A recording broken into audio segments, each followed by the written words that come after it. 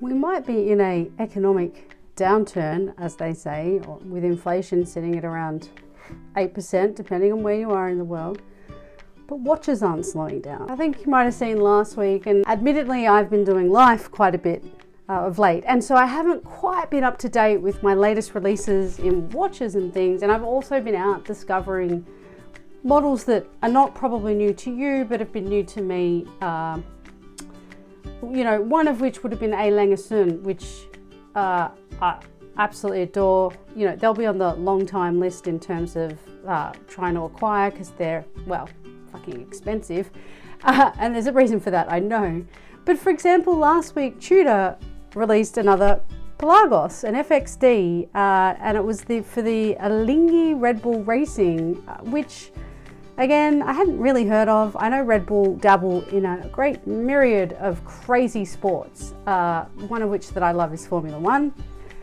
But ocean racing is where these guys come from. And they actually created like a dive/chronograph, which is the best layman's way of explaining this watch to people. Going down a little bit of a rabbit hole last week when I saw they announced it, mainly because it's predominantly a blue colored watch with a bit of red thrown in, because effectively it's mirroring the Red Bull colours. They're kind of the colours that I'm drawn to. I'm a huge Melbourne Demons supporter, navy blue and red. I love the Rolex Pepsi, blue and red. Blue's my favourite colour. Anyway, I digress. So I had a quick look at this watch and I thought I'd talk about it very briefly, because obviously I'm not famous enough in the watch community to have been hands-on with this, given it was only released last week, such as the likes of Buck and Jack and people like that, who thoroughly deserve it. I'm not saying anything other than that. But who am I to talk about a watch I haven't seen, other than to just talk about the aesthetics of the watch, which is generally what I love anyway. Now, for those of you who know me, will know me well enough to know, I once used to think that Tudor was the poor man's Rolex, when indeed it is not. It's a subset of the Rolex brand, created by Hans Wulsdorf to have a more accessible, high quality watch. I'm paraphrasing here quite a lot, but in essence, Tudor is not the poor man's Rolex. It's a brand in and of itself.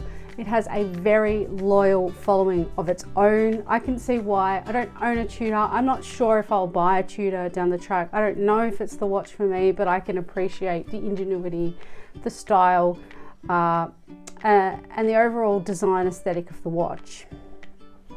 These watches I quite like.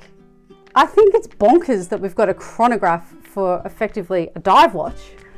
But then, because of the ocean racing element of it, it kind of makes sense to me. I mean, we're racing on water, just not on wheels.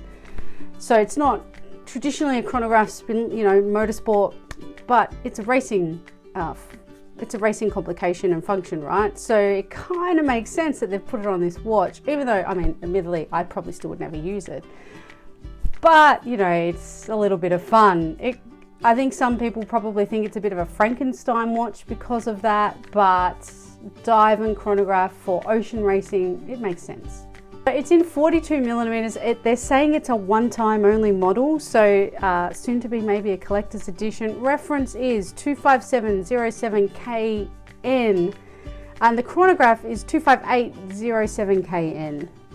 The matte blue dials with red accents. Again, it's for the Red Bull. And it's got a carbon composite case with a matching 120 click bi-directional titanium bezel. It's set with carbon inserts that have fully luminous 60-minute countdown scales. It's a pretty cool watch for a collab. I mean, it's kind of funny that Tudor have done something with Red Bull here, but Tag Heuer is Red Bull's watch sponsor in Formula One. Kind of feels like a bit of a, I don't know, like did one marketing team not talk to the other, or is this just a prime example of the fact that even though they're under the Red Bull sort of umbrella, they're completely different business units? It's probably a little bit of the latter, but having worked for a large corporate for a very long time, I know people like to do their own thing in their own little subset of a business, but at the end of the day, still owned by the same business. But anyway, I digress, of course. The crown for the chrono and the pushers are titanium, and the time-only model uses the Tudor MT5602 standard FXD, while the FXD Chrono uses the MT5813. Greater minds than me will understand what that means. Our movements, of course, are cross-certified chronometers, have 70 hours of power reserve, which is pretty whopping. It's same as the Rolex Submariner. And if you prefer a date function, it's on the chronograph at the 6 o'clock. Now, if I look at these just from an aesthetic point of view, as I said, I'm very partial to blue, navy blue in particular, with red accents. I mean, that's my jam. Carbon cases also is kind of fun because they're going to be light, they're going to be functional, they're going to be easy to wear, and they come with a nylon sort of, call it NATO strap, if you will. So it really is a sports watch, which is kind of cool. I mean, having said that, I think from the pricing wise, US, they're like $3,675 for the time only and about $5,000 US for the chronograph. So what is that like?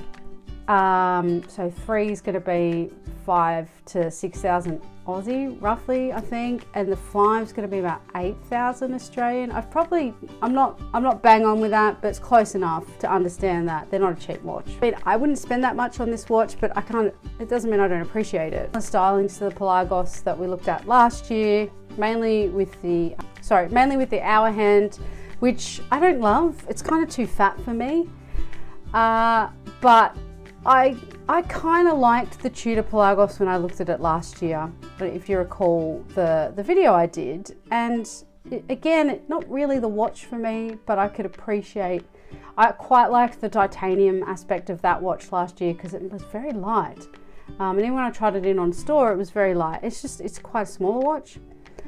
These watches look like a lot of fun, but I don't know if they're like, you know, thousands of dollars for fun, for me anyway.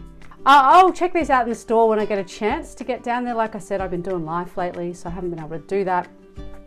Check them out online. I've got some pictures up, but let me know what you think about your initial thoughts on them, whether it's worth the collaboration to begin with. If you've seen them in the wild, what are your thoughts on them? Would you get one if you could? I know there's some hardcore Tudor fans out there that would probably be rushing to store to get them.